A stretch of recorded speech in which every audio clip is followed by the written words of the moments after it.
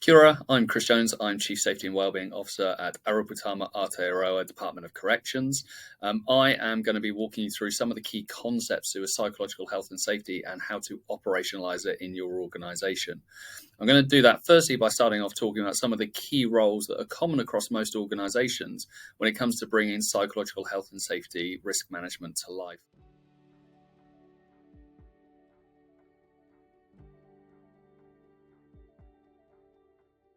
The best place to start really is stepping back and thinking about the key players who have a role at an organizational level in making psychological health and safety happen.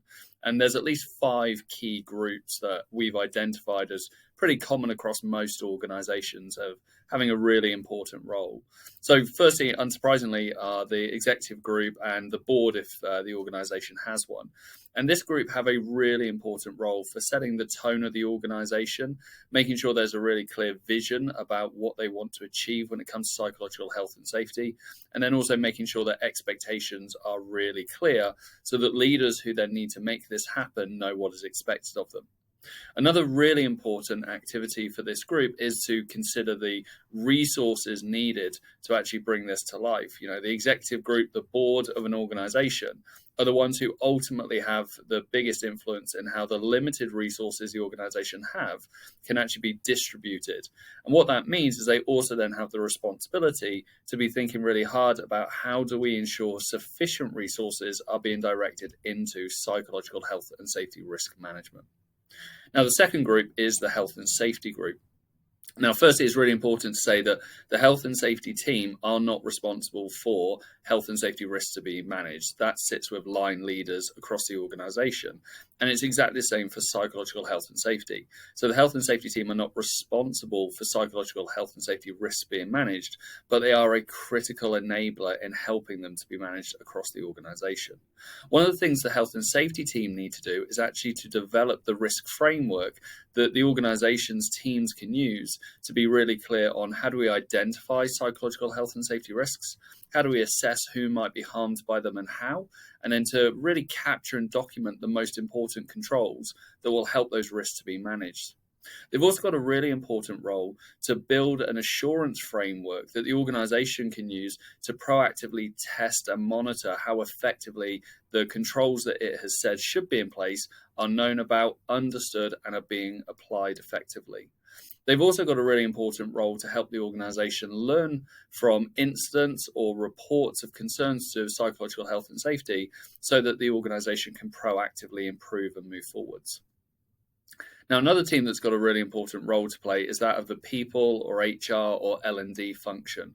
And this is a really, again, enabling group. They don't own the accountability for psychological health and safety risk being managed. Again, that's with line leaders. But this group really make psychological health and safety a core aspect of how the organization can perform. So firstly, this group has to ensure that whenever there is a clear control or process that the organization has agreed should be used to manage a psychological health and safety risk, the L&D, the HR, the people group need to ensure that the organization has available all of the necessary capability programs that people, supervisors, leaders can go on so that they know what is expected of them and how to apply that control.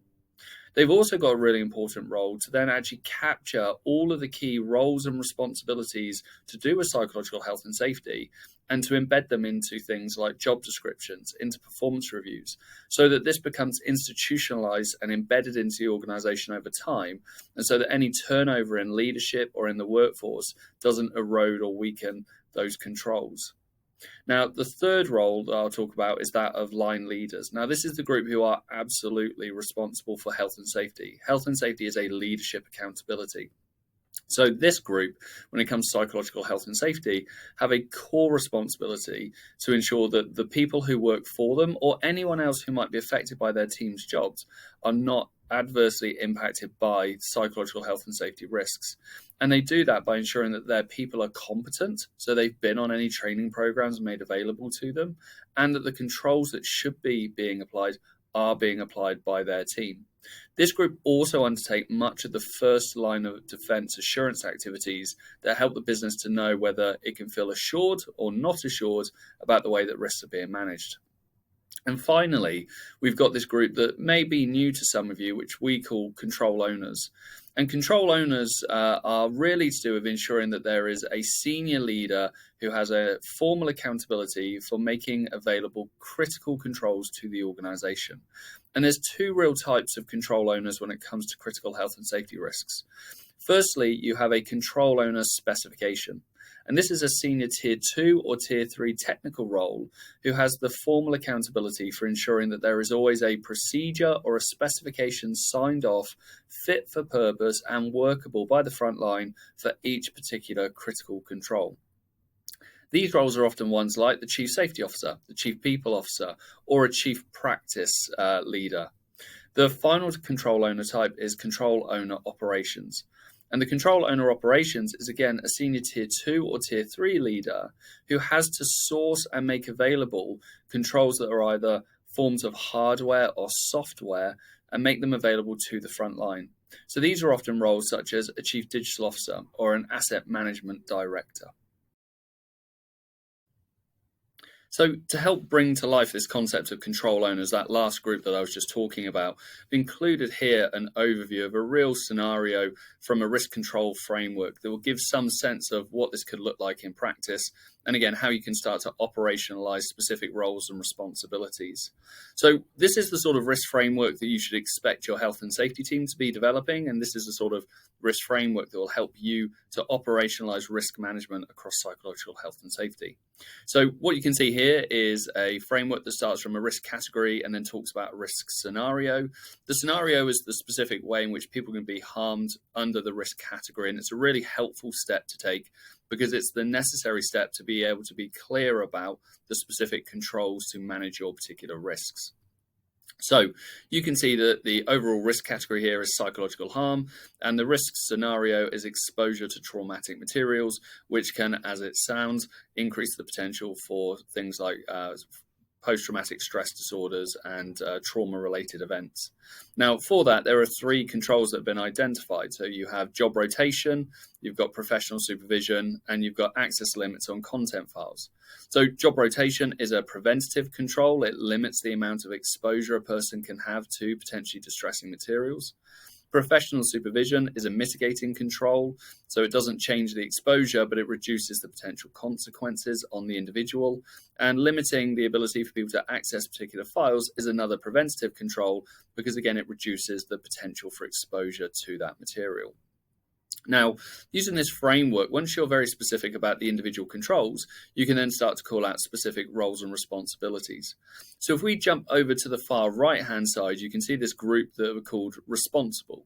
So the responsible people under this risk framework are normally the workers who are exposed to the particular hazard and have to apply this particular control. And in this scenario, you can see that that is primarily case managers. So case managers are the responsible people. They need to apply controls. The accountable person is that leadership group that I spoke about on the previous slide. So these are the people who need to ensure that their people are competent and that they're applying any of the controls in place and that they're verifying that that is happening. Now, the next group is that control owner group that I spoke about. So if we jump over to the left, there are 2 types of control owners, and we'll start with the control owner specification. So I mentioned the control owner specification is a very senior leader who is technically able to sign off on the technical nature of a procedure or a specification relating to a particular control. So for job rotation in this example, the control owner specification is the chief people officer. So this organization has said the person who's most technically able to say what effective and appropriate job rotation is the chief people officer. For professional supervision, the person who's most able to sign off on what that looks like and is technically right is the chief mental health officer. So the owner specification is that very senior leader whose job is to ensure that there is a clear and accurate and effective description of what the control looks like or the procedure or the specification associated with it. The owner operation is the person who then, where those controls involve hardware or some form of digital solution, they help to make them available. So they're accountable to the front line for making that available and for sourcing it. Now, in this example, the only one that actually involves some form of hardware or software is access limits on client files, because that is a digital solution that uses technology to limit how much information or the particular files a worker can access.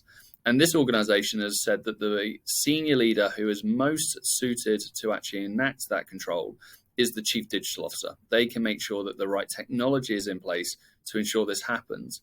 But the chief mental health officer is the one who actually describes what access to files looks like. So this is the framework that will help you to use the concept of owner specification, owner operations, and also be really clear to line leaders and workers about what their role is in managing psychological health and safety risks.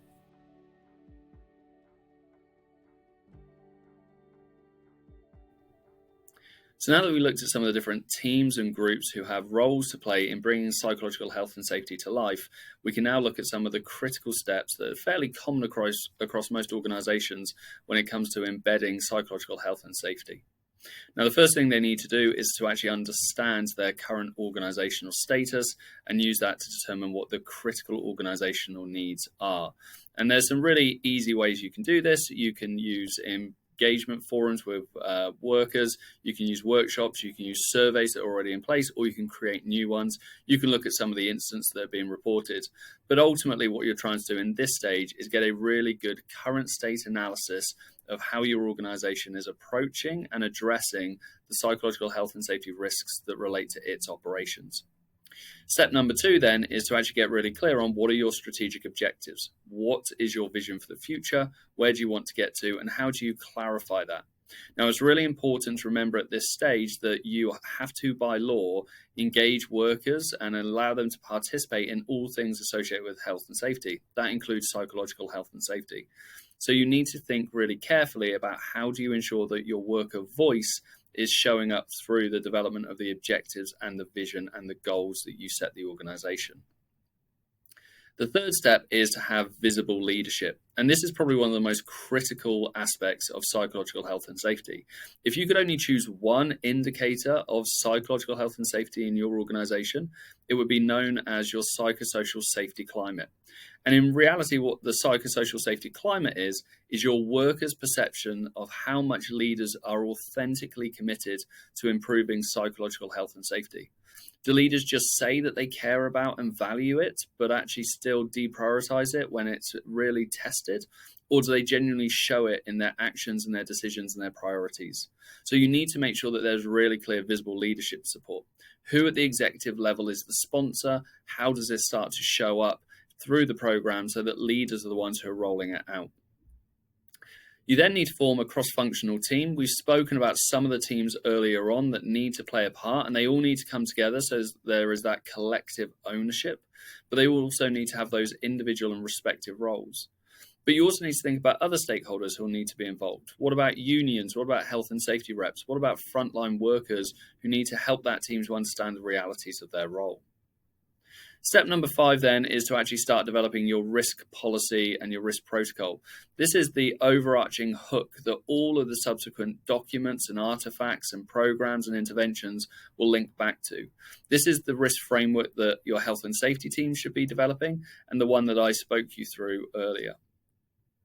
Step number 6 then is to get really clear on what are the controls that you need to actually go about managing the psychological health and safety risk scenarios that your team will have identified. Now, quite a few of these controls might already be in place. You might never have linked them back to a particular risk scenario, and that's quite common. So it's quite common for you to find that you don't have to start from scratch, but you do have to start showing how you can link what you are doing back to a particular risk scenario. But often you may find that you don't have all of the risk controls in place, and that this should kickstart then an investment case that will say, here's how much we need to spend to start bringing this to life in the organization. You then obviously need to go about training managers, supervisors in your workforce so that they know what's expected of them and how to apply the controls. And then undoubtedly, you're going to have a lot of effort focused on reducing stigma and really building awareness across the organization that our mental health varies on a frequent basis, no matter who you are. Now, one way of doing this is to get executive leaders, senior leaders to be open and visible, talking about their experiences of mental health or their experiences of the workplace. But you also want that frontline voice coming through too. And then finally, the last two steps are really all about how will you go about monitoring the effectiveness of your program? How will you be setting yourselves up to do assurance really well? And how do you build a mindset that says, actually, we're going to constantly need to be hunting for where our controls are becoming weak and where we can do more to improve them? Those are your 10 key steps. Those are the things that should help you bring psychological health and safety to life in your organization.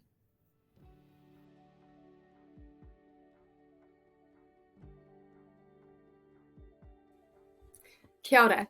Today we're looking at a case study for mentally healthy work at Westpac, interviewing Dave Burrows, who is their Chief Mental Health Officer. So Dave, we might just jump straight in and get you to intro yourself, a bit of your background and the work that you do. So my name's Dave Burrows. I'm the Chief Mental Health Officer for Westpac Group. I'm also a specialist advisor for a lot of Australia's leading companies as well when it comes to psychological health and safety. My background is I've been a workplace psychologist for about 20 years, working internationally in this space. I'm a shocking pragmatist in my approach to things, and I've been collaborating with some of the international thought leaders in workplace mental health and psychological health and safety for quite some time. I'm just very lucky at the moment that 3 days a week I get to do that with Westpac Group. Could you give us maybe a bit of an overview about Westpac's psychological health and safety journey? Any insights perhaps into where you've been previously and where you're at now in terms of maturity? But before I came on board 5 years ago, the focus was much more in the reactive space. So are we providing the right supports? Do we have the right level of awareness? There was lots of interesting things like resilience-based programs and whatnot. So like a lot of organisations, it was very popular, it was very topical, but it wasn't necessarily integrated within the business or fully evidence-based. So the level of maturity there was emerging from a psychological health and safety perspective, but there wasn't quite a full balance between the prevention of harm, early intervention, promoting the positive and protective parts of work, and supporting those who might have had mental health-related vulnerabilities. So what we've done over the last 5 years is we've really turned that around from a focus on the sort of high visibility types of programs and approaches to the things that are much more integrated and evidence-based. So deliberate attempts now to actually identify the sources of potential harm that may impact people's mental health and well-being. A very big refinement of the way in which we do early intervention around vulnerability and when work is not working well for people. Programs of work that are really looking at job design and enhancing people's experience of work. So a much bigger focus towards integration and evidence-based approaches to workplace mental health. Could you give us now an overview of Westpac's approach to psychological health and safety in terms of your strategic shift, what systems you have in place, and potentially some of the psychosocial risks that you've looked at? Even before we talk around some of those risks, I think the strategy itself is worthwhile exploring. So our strategy is really built around the notion that good work is good for people, and that people's experience of work can influence mental health outcomes as well as performance and productivity.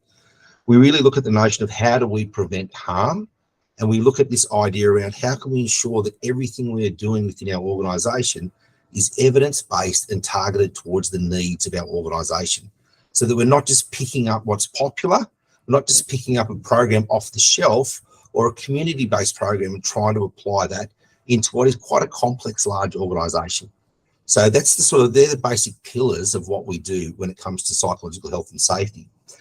The approach that we then take is really what I call top down and bottom up. So we have the ability to sort of look at the psychosocial health of our organisation through the use of organisational metrics and looking at the sorts of things that indicate whether work is going well for people or not going well for people. We also have sort of bottom up systems there as well that enable people to raise issues with their leader, and other systems where they can raise issues when they may be vulnerable or when they're having issues associated with the way in which work is designed or psychosocial pressures and different job demands. I'm curious now as to operationalising this stuff. Could you speak to what the role of your CE in this has been, particularly what they've done to make this a success, and what does good executive ownership look like in this space? The role of executive is really important. The tone set from the top is critical. Nobody wants to see lip service. They want to see definitive action and an organisation that is listening to the pain points and challenges of their people. So I'm very lucky in that with Westpac, our entire executive team is very committed to psychological health and safety. In fact, our board is quite committed to psychological health and safety. So I regularly present it to the chief executive and the rest of the executive team in around what our strategy is, around the emerging trends that we're seeing from an industry perspective, the emerging things we're seeing from a research perspective, and what are the different challenges within our organisation. So our executive have got a very visible role in psychological health and safety, and that they are genuinely interested in what's happening within their own teams, but what's interested in happening across the organisation. And they are championing everything that we do, and they're behind everything that we do. So they're endorsing all of our strategies. They're actually really looking at where's the evidence to see, are we making an impact? And they're asking the right questions around, is what we're doing working, and are we improving people's experience of work? And where are the pain points or emerging pain points within the organisation so that they can address those proactively? And have there been any ways that your chief exec or executive team have really communicated their mental health agenda and engaged with workers on this? So they help operationalise our strategy on a very regular basis. So they'll be communicating the different initiatives that we're doing. They'll be providing funding for things like group-wide psychosocial risk assessment and work factors reviews. They're very committed to doing that. So if we've got something valuable happening, our executive team will be the voice behind what we're doing and are a very visible part of what we're actually doing as well.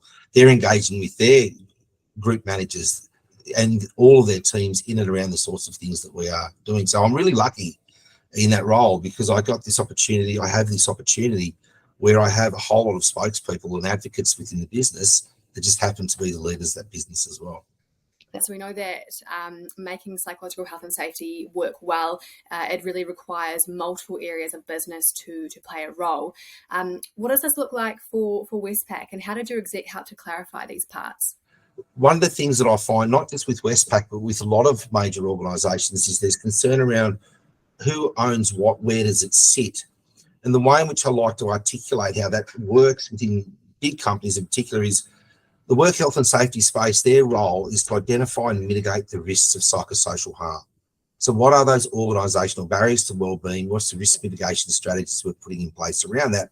How are we redesigning work when work is not working?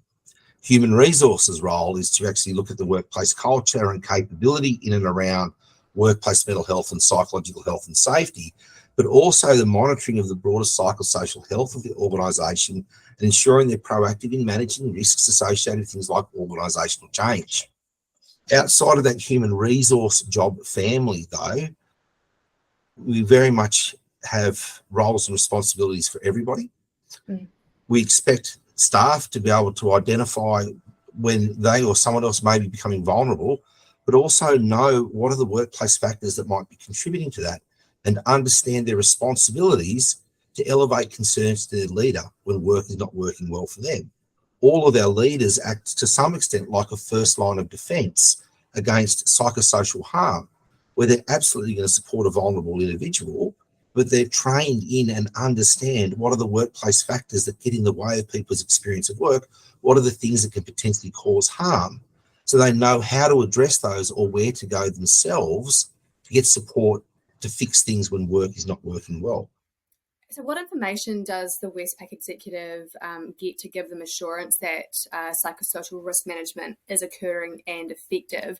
And how do you ensure that your exec maintain oversight at that officer level? They're actually very interested in what does that look like and how are they going. We have legal assurance that occurs externally to ensure that our health and safety infrastructure, processes and practices meet industry standards. But our leaders, our executive are also given a lot of information in and around what are the current and emerging risks in their area, more broadly from a societal perspective. What are some of the changes and things occurring? What are we actually noticing? What are the injury incident rates? What are the reports of grievances? What is the holistic data picture that we have for that area? And we report back on that regularly so that our executives actually understand within their domains what does the risk profile look like? What is the course of action that we're looking at? And we have dozens of data points that we're collating to ensure that they've got a really robust picture around what are their people's experience of work and what are those emerging risks and what are the things that we're actually practically doing about that. And thinking about Westpac as a whole, what were the resource requirements to bring this to life? So how was this potentially different from the resourcing that was already in place? They had some quite strong leadership who were very focused on evidence-based practice. So when I came in, I had a remit to actually really look at what we were doing and how we could do it slightly differently. But we had existing infrastructure and capability within the business that we could draw upon. The resourcing has changed a little bit now, in that we actually have a team of workplace psychologists that work within the business who help us with risk mitigation and all of those sorts of things, the job redesign, psychosocial risk assessment. So there's a team of people that are now doing that. Largely the workplace mental health domain has been focused on fix the person, not fix work. And there's been a huge focus on wellness-based initiatives, mental illness literacy, resilience, mindfulness, and those sorts of things that regrettably there's not a strong evidence base for, but there's a lot of practitioners operating in that domain. And we've got teams that are going on courses now at the moment around more in the job design space. So we have been really investing in the right capabilities to sort of manage the risk and support our psych health and safety function, not just now, but into the future as well. And what were some of the challenges that Westpac faced in terms of implementing and embedding its approach to workplace mental health? Often we have people who've invested very heavily in a program or a speaker or an approach where they might feel impactful, where they might be powerful, where it might be very emotive. That doesn't necessarily improve people's experience of work or mitigate risk. So there's always challenges, not just within Westpac, but within other organisations, to help people understand around what is the evidence base for psychological health and safety, and why something that is popular doesn't mean that it's going to be good.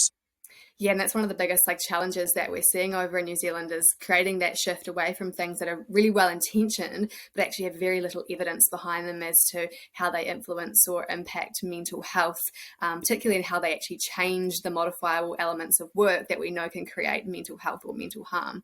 Research is there. We know what works. We just have to wean ourselves off the stuff that's really popular. And finally, what are some of the benefits that Westpac is starting to see from the investment that they've made? Lots of benefits. Our level of workplace mental health literacy, not mental illness literacy, but it's how when work is not working, workplace factors, psychosocial risks, is very high, which means that we get a high level of reporting and understanding early before issues become too problematic. So our capacity to fix work and remedy people's experience of work before it becomes problematic has gone up quite a lot. We've had year-on-year decline in psychological injury concerns. So we've got a whole lot of evidence there saying that what we're doing is working. Depending on what sort of initiative or activity we're doing at a particular point in time, we might see increases in net promoter scores, increases in retention, people's overall experience of work and satisfaction with work. The payoff is quite significant, and it goes well beyond just the prevention of harm. I think that's the greatest thing about psychological health and safety, is that when we do this well, we not only prevent harm to people, but we actually create work environments and work where people can thrive and be really happy, really well and productive, which is great for people and great for business.